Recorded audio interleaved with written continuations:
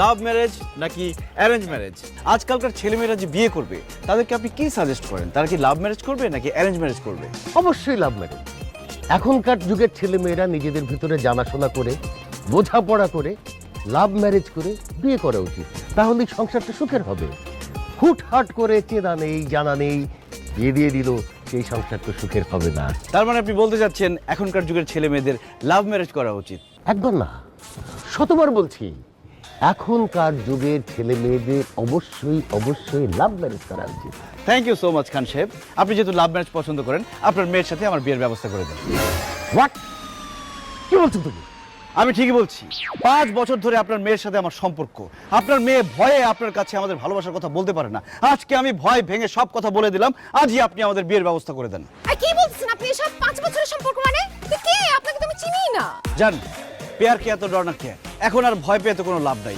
ভালো যখন একবার বেসেই ফেলছি, এখন আমরা তো ভয় পাবো না। আমি আমার ভালোবাসার কথা বলে দিছি। তোমার বাবা যদি আজকে আমাদের ভালোবাসা মেনে না নেয়, এখানে আমরা আমাদের জীবন দিয়ে দিব। সাথে থাকবে আমাদের সাংবাদিক ভাইরা। কথা বলেন না কেন?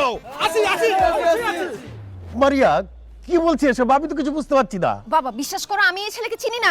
মিথ্যা কথা বলতেছে, আমি চিনি না একে। খান সাহেব, আপনি জীবনে কোনোদিন শুনছেন বাপ মার সামনে ছেলে মেয়েরা তাদের বয়ফ্রেন্ড গার্লফ্রেন্ডকে চেনে? সে ভয়ে না চেনার ভান করতেছে। আপনি তার চোখের দিকে তাকিয়ে দেখেন। আমার প্রতি তার ভালোবাসা, তার মুখ বন্ধ, কিন্তু সে চিৎকার করে বলছে, দিদার আমি তোমাকে ভালোবাসি।